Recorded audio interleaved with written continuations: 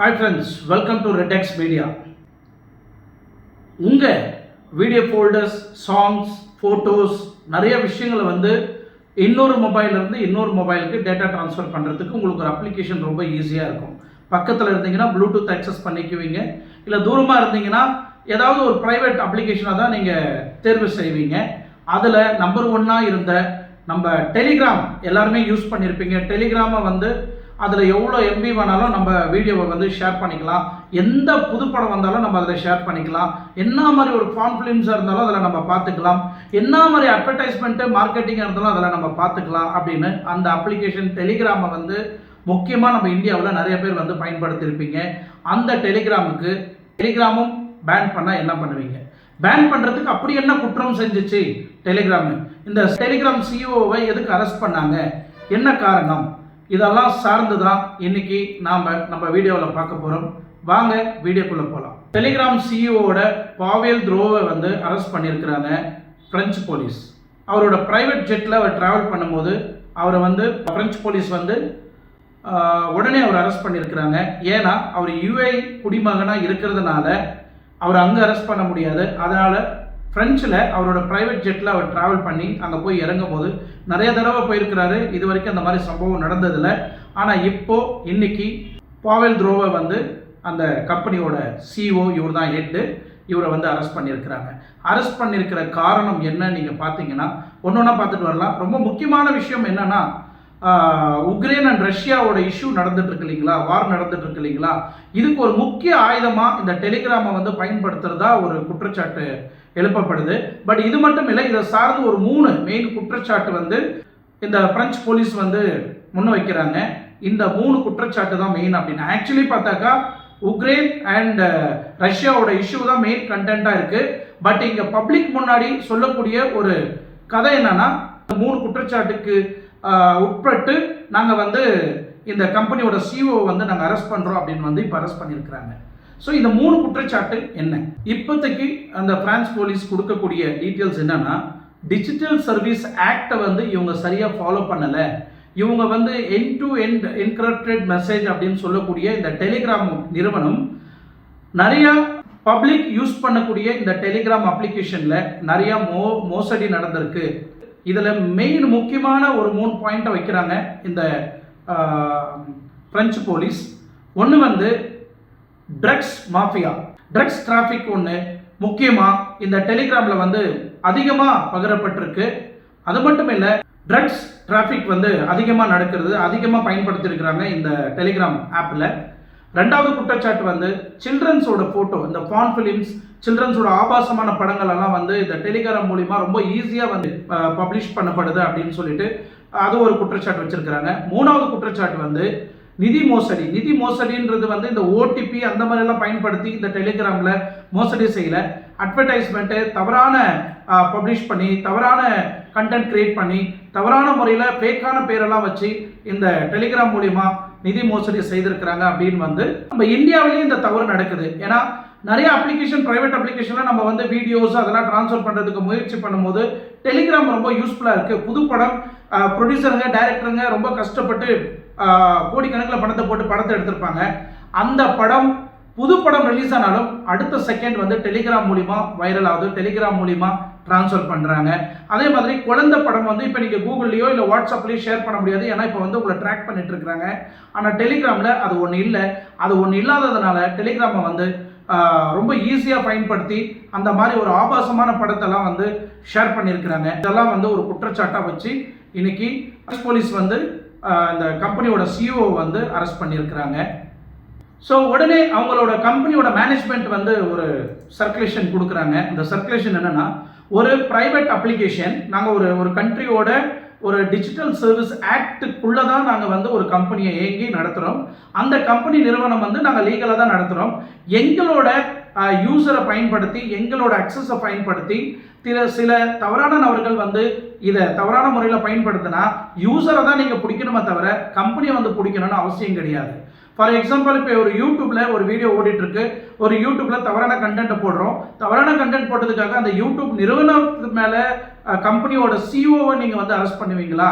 நீங்கள் இது இது எந்த விதத்தில் நியாயம் அப்படின்னு சொல்லிட்டு அந்த டெலிகிராம் மேனேஜ்மெண்ட்டோட நியாயம் இல்லை, நீங்க தப்பு பண்ண யூசரை தான் அரெஸ்ட் பண்ணுமே தவிர ஒரு கம்பெனி வந்து நீங்க அரெஸ்ட் பண்றதுல இதுல நியாயமே கிடையாது. இதை சார்ந்து முதல் முறையா ஒரு கண்ட்ரியோட பிரைம் மினிஸ்டரே வந்து இந்த பாவெல் துரோவுக்கு வந்து சப்போர்ட் பண்ண வராரு முதல் முறையா. ஸோ நம்ம இந்தியாவில் சைபர் கிரைம்னு ஒன்று இருக்கு இல்லைங்களா, அந்த சைபர் கிரைம் கீழே உட்பட்டு தான் நிறைய கம்பெனி நிறைய நிறுவனம் வந்து இயங்குது. அப்படின்னா நம்ம இந்தியனோட ஐடி ரூல்ஸை ஃபாலோ பண்ணணும். அவங்க நம்ம இந்தியாவோட ஆக்டை ஃபாலோ பண்ணி எந்த அப்ளிகேஷனாக இருந்தாலும் நம்ம அந்த கண்ட்ரியோட சட்டத்திட்டத்துக்கு உட்பட்டு அந்த கம்பெனி வந்து இயங்கலாம் அப்படின்னு வந்து ஒரு ரூல்ஸ் சொல்லுது. இந்த கம்பெனியோட சிஇஓ பாவெல் துரோ வந்து அவங்களோட அந்த கண்ட்ரியோட டிஜிட்டல் சர்வீஸ் ஆக்ட் ரூல்ஸை வந்து நான் 100% ஃபாலோ பண்ணி தான் இந்த கம்பெனி வந்து நான் நடத்திட்டு இருக்கிறேன் அப்படின்னு வந்து ஒரு உறுதியா தன்னோட வாக்குமூலத்தை வந்து கொடுக்குறாரு. ஐரோப்பிய கண்ட்ரி வந்து இந்த சட்டத்திட்டத்தில் நீங்க இந்த சட்டத்திட்டத்தை வந்து ஃபாலோ பண்ணணும் அப்படின்னு வந்து வன்மையா கண்டிச்சிருக்கிறாங்க. அது எல்லாத்தையும் இந்த சிஓ வந்து கடைபிடிச்சிட்டு தான் வந்திருக்கிறாரு, ஃபாலோ பண்ணியிருக்கிறாரு கரெக்டா. இந்த ஐரோப்பிய கண்ட்ரி என்ன சொல்றாங்கன்னா சட்டத்திட்டங்களை ஃபாலோ பண்ணி to ensure that you are accountable online environment need to be maintained properly அப்படின்னு வந்து ஒரு அந்த சிஸ்டத்தை வந்து இவர் ஃபாலோ பண்ணல அப்படின்னா யூஸ் பண்ணிக்கூடிய அந்த டெலிகிராம் யூஸ் பண்ணக்கூடிய யூசரோட ட்ராக்கிங் சிஸ்டம்லாம் இந்த நிறுவனம் ஃபாலோ பண்ணணும் அப்படின்னு ஒரு சட்டம் சொல்லுது. உலகம் ஃபுல்லா மில்லியன் கணக்கில் வியூவர்ஸ் வச்சிருக்கக்கூடிய இந்த மாதிரி ஒரு சின்ன சின்ன விஷயத்துக்கு அந்த கம்பெனியோட சிஓவை நீங்க அரெஸ்ட் பண்றீங்கன்னா இது எந்த வகையில நியாயம் அப்படின்னு நிறைய பேர் வந்து இப்போ கொந்தளிச்சிருக்கிறாங்க சோஷியல் மீடியாவில். இந்த த்ரோ இருக்கிறாங்களா சிஓ ஆஃப் டெலிகிராமோட கம்பெனியோட சிஓ த்ரோ 2 கண்ட்ரியோட சிட்டிசன்ஷிப் வச்சிருக்கிறாரு. அரபிக் கண்ட்ரியில யுஏஇல இருக்கக்கூடிய அங்க இருக்கக்கூடிய அந்த கண்ட்ரியோட சிட்டிசன்ஷிப்பையும் வச்சிருக்கிறாரு, பிரான்ஸோட சிட்டிசன்ஷிப்பும் வச்சிருக்கிறாப்ல. இப்போ அவர் அரெஸ்ட் பண்ணாங்க இல்லைங்களா, அந்த பிரைவேட் ஜெட்ல போகும்போது அரெஸ்ட் பண்ணாங்க இல்லைங்களா, அந்த கண்ட்ரியோட சிட்டிசன்ஷிப்பும் வச்சிருக்கிறாப்ல.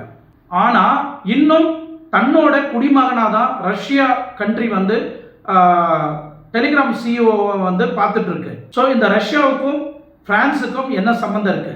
இப்போ ரஷ்யாவில இருந்து டிபார்ட்மெண்ட்ல போயிட்டு பிரான்ஸ் கவர்மெண்ட் கிட்ட கேட்கிறாங்க, எதுக்காக டெலிகிராமோட சிஓ வந்து நீங்க அரெஸ்ட் பண்ணீங்க அப்படின்னு ஒரு விளக்கத்தை கேட்கிறாங்க. சம்பந்தமே இல்லாம பிரான்ஸும் இந்த பிரான்ஸோட அதிபர் வந்து தெளிவா எக்ஸ்பிளைன் பண்ணியிருக்கிறாரு. எங்களோட கண்ட்ரியோட சட்டத்திட்டங்களை உட்பட்டு தான் இப்போ வந்து அவர் அரெஸ்ட் பண்ணியிருக்கிறாங்க. இப்போதைக்கு இதோட ஃபுல் டீட்டெயில்ஸ் வந்து இந்த நாட்டோட ஜட்ஜி கையில் தான் இருக்கு. ஜட்ஜி என்ன சொல்றாரோ அது பிரகாரம் தான் நாங்கள் ஃபாலோ பண்ணுவோம் அப்படின்னு இந்த நாட்டோட ஒரு தலைவர் வந்து ஒரு சிஓக்காக வந்து எக்ஸ்பிளைன் பண்ணியிருக்கிறாரு. எல்லாருமே கருத்து சொல்லிட்டு இருக்கிறாங்களே, நம்ம எலன் மஸ்க் மாமா என்ன பண்ணியிருக்கிறாருன்னா தன்னோட கருத்தையும் எக்ஸ் வலைத்தளத்தில் எக்ஸ்பிளைன் பண்ணியிருக்கிறாரு. இந்த சிஓ டெலிகிராம் சிஓ வந்து அரெஸ்ட் பண்ணதை பற்றி அவரோட கருத்து வந்து அதில் பதிவிட்டிருக்கிறாரு. அந்த கருத்தில் அவர் என்ன சொல்ல வர்றாரு, இவர் ஒரு ஹேஷ்டேக் வந்து கிரியேட் பண்ணியிருக்கிறாரு ஃப்ரீ பாவெல் அப்படின்னு.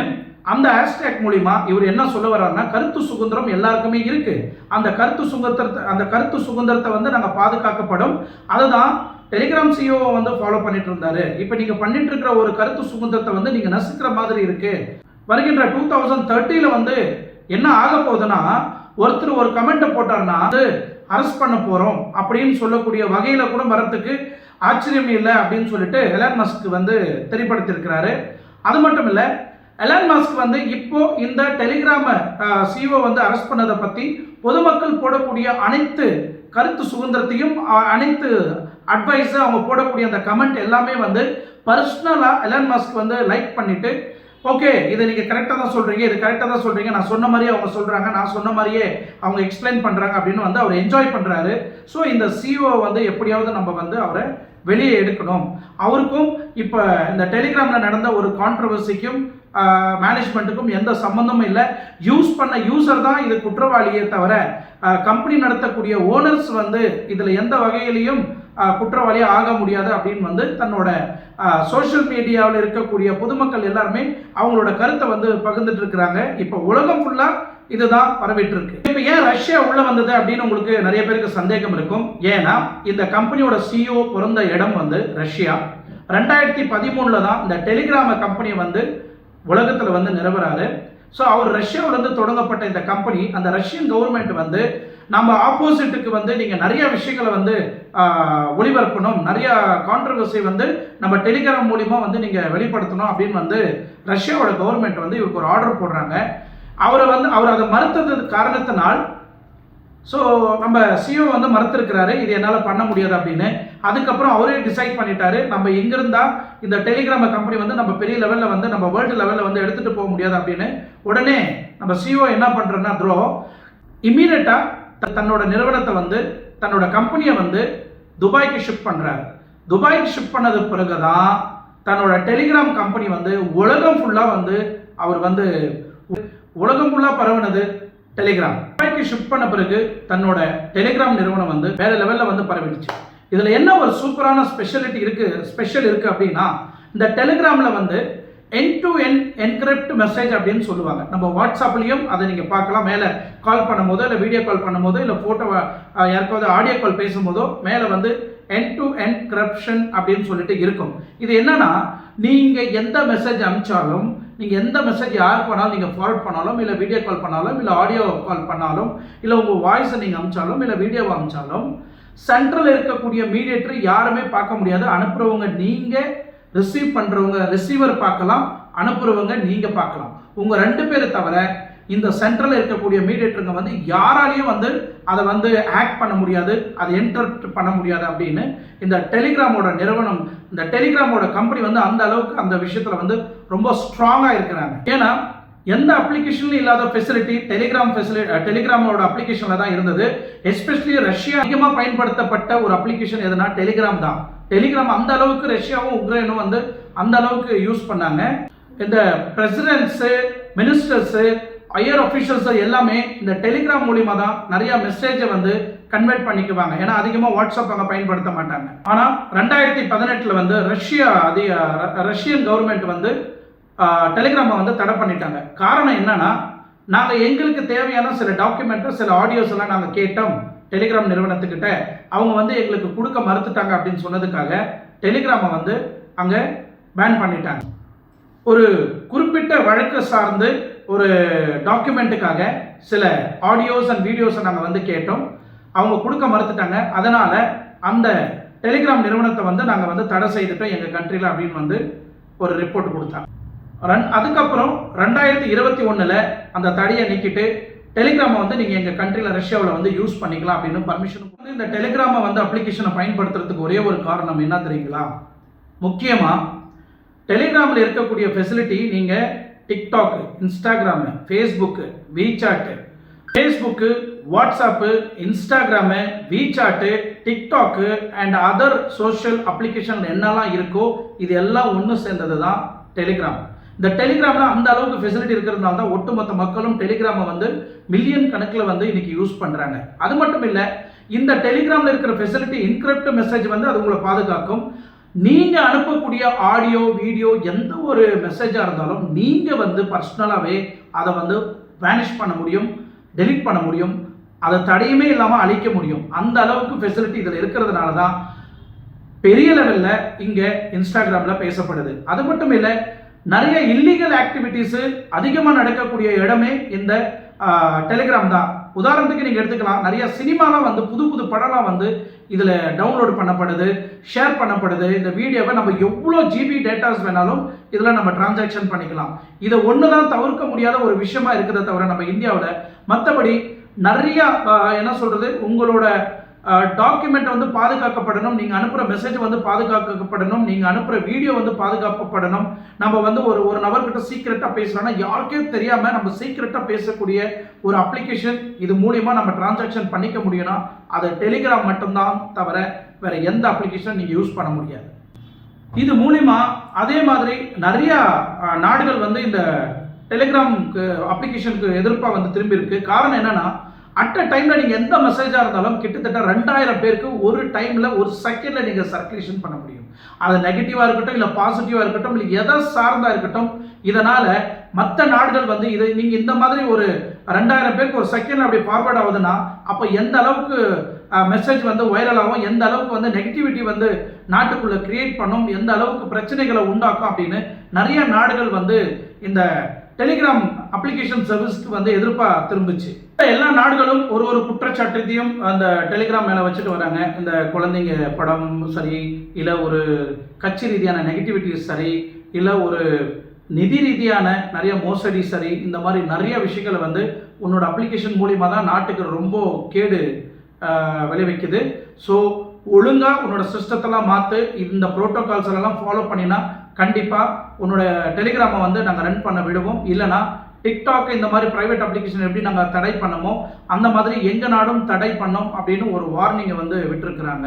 2022 ஜெர்மன் அரசாங்கம், ஜெர்மன் கண்ட்ரி வந்து என்ன பண்ணியிருக்கிறாங்கன்னா, இது வரைக்கும் நீங்கள் யூஸ் பண்ண இந்த டெலிகிராம் அப்ளிகேஷன் மூலிமா எங்கள் நாட்டில் வந்து நீங்கள் ஃபாலோ பண்ணாத இந்த சட்டத்திட்டங்களை, எங்களோட டேர்ம்ஸ் அண்ட் கண்டிஷன் ஃபாலோ பண்ணாத இந்த கம்பெனி நீங்கள் இங்கே இருந்தால் என்ன இல்லைனா என்ன அப்படின்னு கிட்டத்தட்ட 42 கோடி இது வரைக்கும் நீங்கள் செய்த குற்றச்சாட்டுக்கு ஃபைன் கட்டிட்டு உங்களோட அப்ளிகேஷனை வந்து தடை செய்கிறோம். ஜெர்மன் நாடு 42 கோடி நீங்கள் கட்டிட்டு ஃபைன் கட்டிட்டு இது வரைக்கும் நீங்கள் பண்ண தப்புக்கு இந்த ஃபைனை கட்டிட்டு கிளம்புங்க அப்படின்னு சொல்லிட்டு ஒரு வார்னிங் பண்ணியிருந்தாங்க. அதுக்கப்புறம் பிரேசில் கண்ட்ரியோட அரசாங்கமும் வந்து நீங்கள் ரொம்ப கூத்தடிச்சுட்டு இருக்கிறீங்க. 2023 ஒரு பிரச்சனை நடந்தது. பிரேசில் நாடும் வந்து இந்த டெலிகிராம் கம்பெனிக்கு வந்து ரொம்ப தடை விரிச்சாங்க. நீங்கள் எங்களோட சட்டத்திட்டங்களை நீங்கள் வந்து மீறிட்டு இருக்கிறீங்க, இதுக்கு மேலே நீங்கள் வந்து எங்களோட சிஸ்டத்தை நீங்கள் ஃபாலோ பண்ணல, எங்களோட கம்பெனியோட டேர்ம்ஸ் அண்ட் எங்களோட கண்ட்ரியோட டேர்ம்ஸ் அண்ட் கண்டிஷனை நீங்கள் ஃபாலோ பண்ணலன்னா உங்களை நாங்கள் வந்து பேன் பண்ணிவிடுவோம் அப்படின்னு ஒரு வார்ன் பண்ணியிருந்தாங்க. டெலிகிராம் சிஇஓ அரெஸ்ட் பண்ணியிருக்கிற இந்த விவாதத்தில் நான் இல்லை, அந்த அந்த அந்த அந்த பாயிண்ட்டுக்குள்ளேயே நான் வரல, அவர் அரெஸ்ட் பண்ணது நல்லதா கெட்டதா அப்படின்னு. பட் பாயிண்ட் ஆஃப் வியூவில் என்ன சொல்ல வராங்கன்னா, கருத்து சுதந்திரம் எல்லாருக்குமே இருக்கு. அது சோஷியல் மீடியா ஆகட்டும், இல்லை ஃபேஸ் டு ஃபேஸ் ஆகட்டும், இல்லை 1 to 1 ஆகட்டும், இல்லை கேள்வி கேட்கக்கூடிய எந்த நாட்டு குடிமகனாக இருந்தாலும் அவனுக்குன்னு ஒரு கருத்து சுதந்திரம் இருக்கு. அது என்ன வேணாலும் பேசலாம். இந்த கருத்து சுதந்திரத்தை அரசியல்வாதிகள் வந்து கண்ட்ரோல் பண்ணுறதுக்கு நீங்கள் ட்ரை பண்ணீங்கன்னா, கண்ட்ரோல் பண்ணுறதுக்கு முயற்சி பண்ணீங்கன்னா கண்டிப்பாக இது நடக்காது அப்படின்றத தான் எலன் மஸ்க் வந்து தெளிவாக வந்து எக்ஸ்பிளைன் பண்ணுறாரு. கருத்து சுதந்திரம் யார் வேணாலும் சொல்லலாம், கருத்து சுதந்திரம் எப்படி வேணாலும் நம்ம பகிர்ந்துக்கலாம், அது நம்மளோட சுயமரியாதை, நம்மளோட என்ன சொல்கிறது, நம்மளோட கடமை, நம்மளோட மரியாதை அப்படின்னு வந்து எலன் மஸ்க் வந்து தெளிவாக எக்ஸ்பிளைன் பண்ண வராரு. ஸோ ஓவராலாக என்ன சொல்ல வரேன்னா, கருத்து சுதந்திரம் எல்லாருக்கும் இருக்கு. பட் ஃபார் எக்ஸாம்பிள் இந்தியாவை எடுத்துக்கோங்க. இந்தியாவில் வந்து இப்போ நான் ஒரு கருத்து சுதந்திரம், எனக்கு இங்கே இருக்கக்கூடிய லா, இங்கே இருக்கக்கூடிய இந்த லா அண்ட் ஆர்டர், இந்த ஆக்ட், இந்த ரூல்ஸ் எல்லாம் உட்பட்டு நான் வந்து இப்போ ஒரு வீடியோ பண்ணுறேன். இப்போ இந்த வீடியோ நான் பண்ணிட்டு இருக்கிறேன். இந்த வீடியோவில் நான் தவறுதலாக ஒரு கருத்தை வந்து நான் பதிவிட்டுட்டேன். இந்த தவறுதலான பதிவை வந்து நான் கண்டென்ட் வந்து கிரியேட் பண்ணி பப்ளிஷ் பண்ணிட்டேன். மக்கள் எல்லாம் பார்க்க ஆரம்பிச்சுட்டாங்க. உடனே இந்த வீடியோவை தவறான முறையில் பயன்படுத்திட்டாங்க. இந்த வீடியோவை டெலீட் பண்ணணும். இதை யாரை காண்டாக்ட் பண்ணணும்? இந்த யூடியூப் சேனல்காரருக்கு காண்டாக்ட் பண்ணுவாங்களா, இல்லை இந்த வீடியோ கிரியேட் பண்ண கிரியேட்டருக்கு கால் பண்ணுவாங்களா? எனக்கு தான் கால் பண்ணுவாங்க. இப்போ எனக்கு கால் பண்ணும்போது நான் போட்ட இந்த தவறான ஒரு வீடியோவுக்கு என் மேலே நடவடிக்கை எடுக்கலாம், இல்லை இந்த வீடியோவை நான் நீக்கலாம் அப்படின்னு எனக்கு ஒரு அறிக்கை வெளியிடுறாங்க. நான் அந்த சட்டத்திட்டத்துக்கு ஃபாலோ பண்ணி நான் அந்த வீடியோவை டெலீட் பண்ணுறேன். பட் நான் போட்ட வீடியோவுக்கு யூடியூப் கம்பெனி நிறுவனம் சிஇஓவை வந்து நீங்கள் அரெஸ்ட் பண்ணுறதுல எந்த விதத்தில் நியாயம் அப்படின்றத தான் இப்போ பொதுமக்களோட வாதங்கள், பொதுமக்களோட கருத்துக்கள் வந்து முன்ன வச்சிருக்கிறாங்க. அது மட்டும் இல்லை, ஆல்ரெடி இந்த சிஇஓ அரெஸ்ட் பண்ணுறதுக்கு முன்னாடியே டெலிகிராமோட நிறுவனம் இவங்க என்னெல்லாம் குற்றச்சாட்டு வைக்கிறாங்களோ இந்த குற்றச்சாட்டுக்கு உட்பட்டு, இந்த குற்றச்சாட்டுக்கு முன்னாடியே இவங்க வந்து டெலிகிராமோட நிறுவனம் சட்டன் ரூல்ஸ் அண்ட் ரெகுலேஷன்ஸை வந்து அவங்க ஃபாலோ பண்ணோம். இன்னும் நாங்கள் நிறையா டெலிகிராமோட ரூல்ஸ் அண்ட் ரெகுலேஷன்ஸ் எல்லாம் இதில் எடுத்துகிட்டு வர போகிறோம். இது மூலிமா தான் பொதுமக்களை வந்து எங்களோட டெலிகிராமை வந்து பயன்படுத்தணும் அப்படின்னு சொல்லிட்டு நாங்கள் ஃபாலோ பண்ணுறதுக்குள்ளேயே எங்கள் தலைவரை வந்து நீங்கள் அரெஸ்ட் பண்ணிட்டீங்க, இது எந்த விதத்தில் நியாயம் அப்படின்னு இன்னைக்கு ஒட்டுமொத்த உலகமும் வந்து இன்னைக்கு இந்த சிஇஓ அரெஸ்ட் பண்ணதுனால எல்லாமே ஆதங்கத்தில் இருக்கிறாங்க. சிஇஓ வந்து அரெஸ்ட் பண்ணது எந்த விதத்திலையும் நியாயம் கிடையாது, இது வந்து அநியாயமாக நீங்கள் வந்து அவரை அரெஸ்ட் பண்ணியிருக்கிறீங்க. ரஷ்யாவோட குடிமகனாக இருக்கிறதுனால தான் அவரை வந்து இந்த அளவுக்கு நீங்கள் வந்து அவரை வாட்டி வதைக்கிறீங்க, அவரை அரெஸ்ட் பண்ணியிருக்கிறீங்க. ஸோ இது எங்கே போய் முடியும் அப்படின்றது வந்து பொதுமக்களுக்கு ஒரு கன்ஃபியூஷனாகவே இருக்குது. உடனடியாக இந்த சிஇஓ டெலிகிராம் சிஇஓ த்ரோவை வந்து ரிலீஸ் பண்ணணும். அரசாங்க ரீதியாக ப்ரெஷர் போட்டு அவரை ரிலீஸ் பண்ணணும். இல்லையா அந்த ஜெயிலுக்குள்ளேயே மர்மமான முறையில் ஏதாவது ஒன்று நடந்திருக்கும். இது 2 தான் இப்போ நடக்க போகிறது. ஸோ அடுத்த என்ன நடக்க போகுதுன்னு நம்ம காத்திருந்து பார்க்கலாம். அடுத்த வீடியோவில் சந்திக்கும் வரை ஆர்கே. நன்றி, வணக்கம்.